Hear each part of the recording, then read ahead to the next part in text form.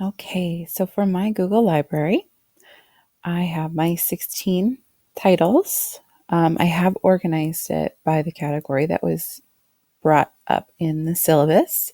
So we start with two books of diverse cultures, and then we go on to contemporary um, fiction, realistic fiction, followed by poetry, fables, fantasy. Then on my next page, we have science fiction.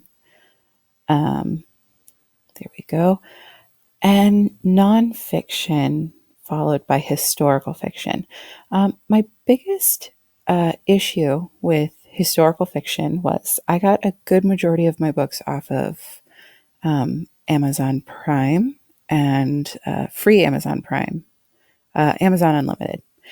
And, at first I thought it was really great. Everything was categorized, and I was looking through the admittedly small historical fiction and children's literature. And um, I'd say the first seven titles that I came across were all nonfiction, but they had been classified as historical fiction. So that was a little frustrating for me. But I did settle on Train to Somewhere in Pops Bridge. Both of them, I think, are very quality, great quality books. For my nonfiction, I actually was pretty astounded with the quality that I could find on Amazon Unlimited. Hot Dog, Eleanor Roosevelt, Here's a Picnic.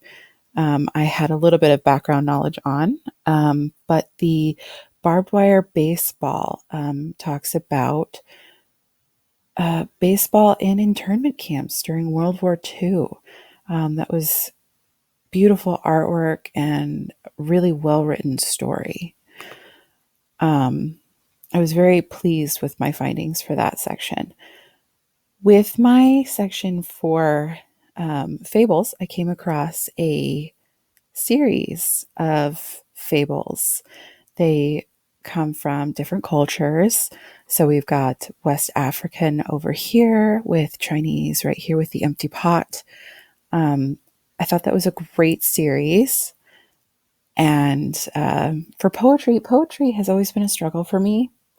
If it wasn't Shel Silverstein and you wanted me to dig a little deeper, I don't know.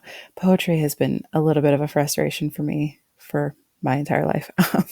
So with Comets, Stars, the Moon, and Mars, I absolutely love that anthology. It's scientific, it's got social interactions as far as the fact that so many things in our solar system have been named for Greeks and Romans. So there's a lot of cultural aspects to this book as well. But then you get into Junk Drawer, which is just like the name. Um, the subjects of the individual poems are kind of all over the place.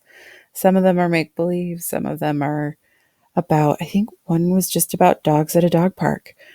So the individual poems themselves had entertainment value, but once you put them into an anthology, it didn't make a whole lot of sense. Um, and then let's talk about my diverse cultures. So I had mentioned my diverse culture in class to you the other day. The Goat and the Rug is a personal book. It's still one of my favorites, and it goes into the Navajo culture and rug weaving. There's a lot of technical terms involved, and I think it's still a really great children's book. And then over here we have If You Were Me and Lived in Kenya.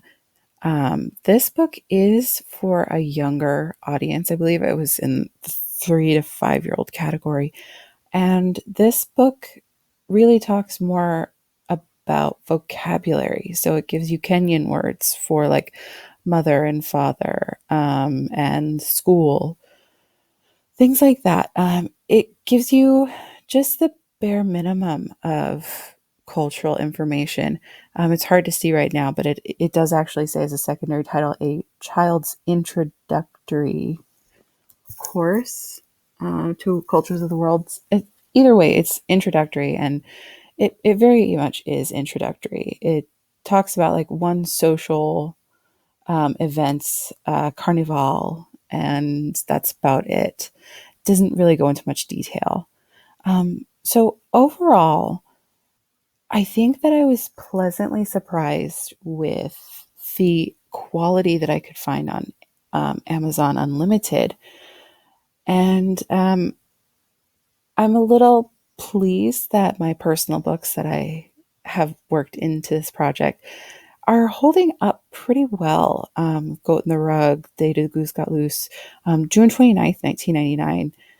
This one, it was tricky. I was torn between science fiction and fantasy, and I decided to put it in fantasy because it unfortunately has a date that has very much passed. So I bought the book before June 29th, 1999. So at the time it was science fiction, but now it's pretty much fantasy, where a student's school project is to grow vegetables, and she sends them up in these weather balloons, and the concept is that they get closer to the sun, they get greater sunlight, and then when they come down they're going to be much bigger vegetables.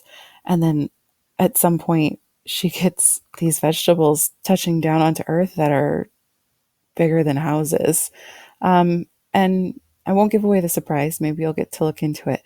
But I think it's still holding up to children's literature, just like the Lorax, conservationism. I don't think that will ever go away, hopefully. And then Tuesday, a great picture book, where Tuesday is always different. Some animal that you're unaware of is about to fly around the town at night.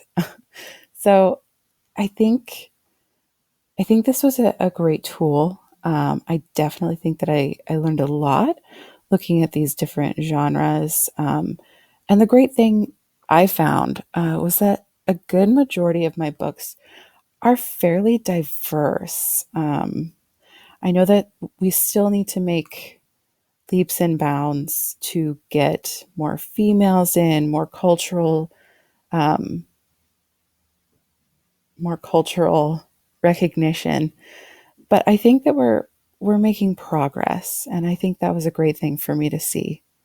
So I really enjoyed this project. Thank you for assigning it.